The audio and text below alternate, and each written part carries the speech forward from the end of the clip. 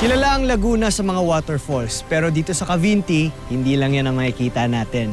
Mas mapapahuwaw kayo sa isang nakatagong natural landscape na bihirang makita in real life ng mga turista. Ano ba tong hidden gem ng Cavinti, Laguna? Silipin natin. Yan ang entrance papunta sa loob ng Cavinti Underground River and Caves Complex. Isang pasyalan para sa mga naghahanap ng kakaibang adventure. Ang mga kuweba at ilog na dumadaloy sa ilalim ng lupa ay nabuo sa loob ng mahabang panahon dahil sa pagguho ng mga bato at pagdaloy ng tubig. Meron din itong mga daang-daang stalactites at stalagmites na makikita sa loob ng kuweba. Ang stalactite ay ang rock formation na nakadikit sa kisame ng mga kuweba at madalas hugis pangil ang mga ito. Ang stalagmite naman ay ang rock formation na nabubuo mula sa sahig ng kuweba dahil sa minerals na tumutulo mula sa taas. Big words, di ba? Para mas matandaan nyo ang pagkakaiba ng dalawang klase ng bato, ito ang tip ko. Yung may letter C, stalactite, ay para sa batong nasa ceiling o kisame. Ibig sabihin, makikita dun sa taas. At yung may letter G naman, stalagmite, ay para sa ground o sahig. Ibig sabihin, makikita sa baba.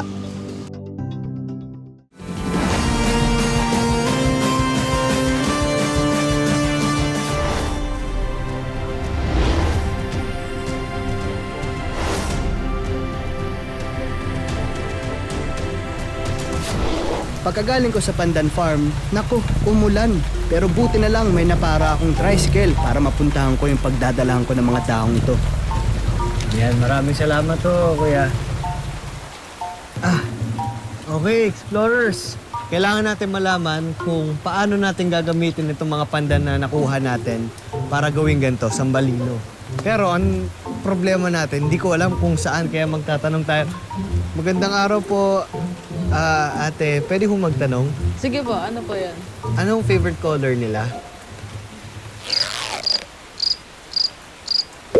Naku, seryoso si ate. Kailangan ko kasi mahanap kung saan ko dadalhin yung mga dahon para gawing sambalino. Sambalilo. Doon po sa may baba. Anong tawag doon sa... Iluhan po. Iluhan? Diyan lang po sa may pangatlong bahay po. Pangatlong bahay po. Yes. Thank you. Sige po, thank you po din Thank you. po. Kuya, doon daw po tayo sa may pangatlong bahay. Sige. Tara.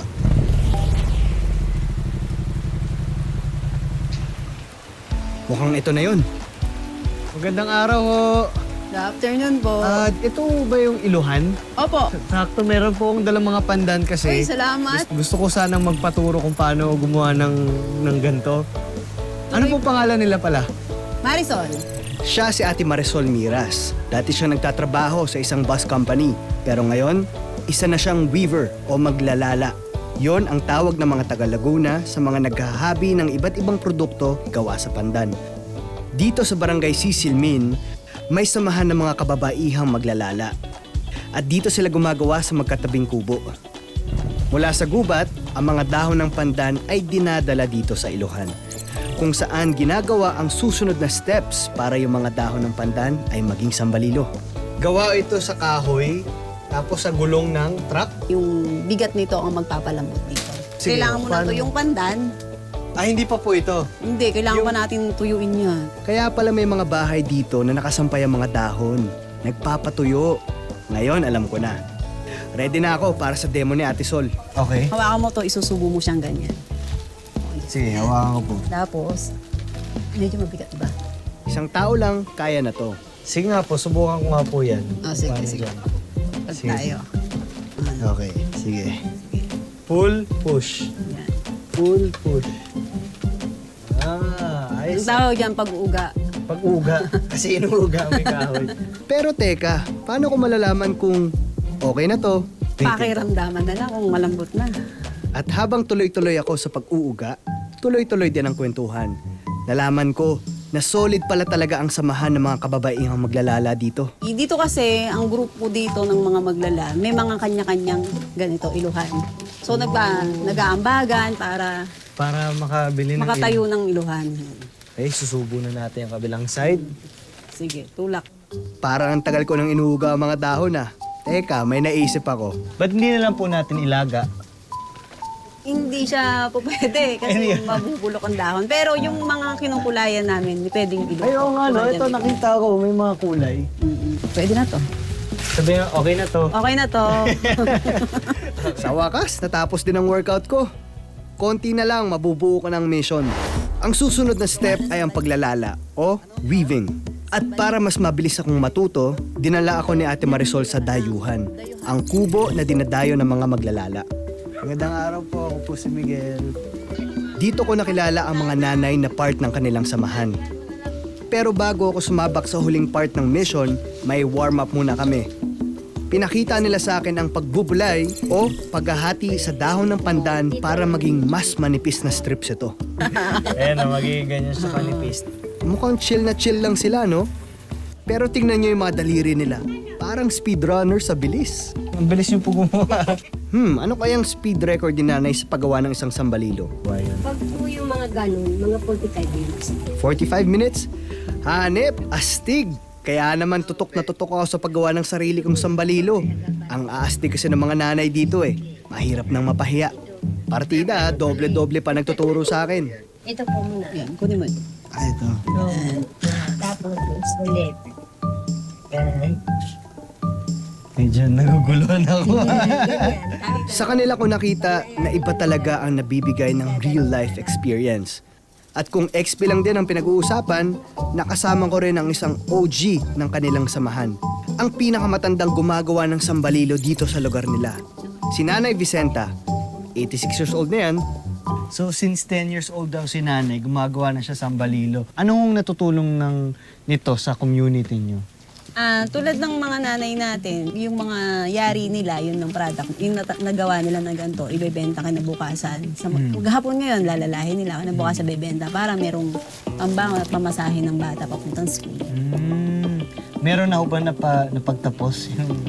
Opo. May mga anak na ho kayo Opo. napagtapos nyo dahil sa... Tulad ng Talaga, nanay, meron po siyang may teacher. talaga po? Dahil inspired ako sa mga kwento nila, nagtiyaga akong matapos ang mission ko na makabuo ng sambalilo. Last one.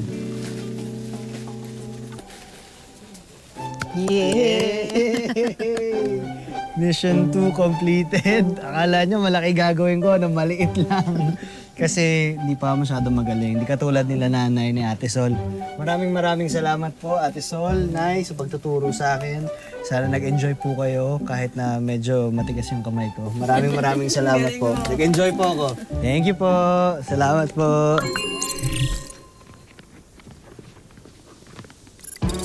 Yo! Mission accomplished. Ibig sabihin, 2 missions down, 1 more to go. Makakapag-relax na tayo para sa ating 3rd mission. Let's go!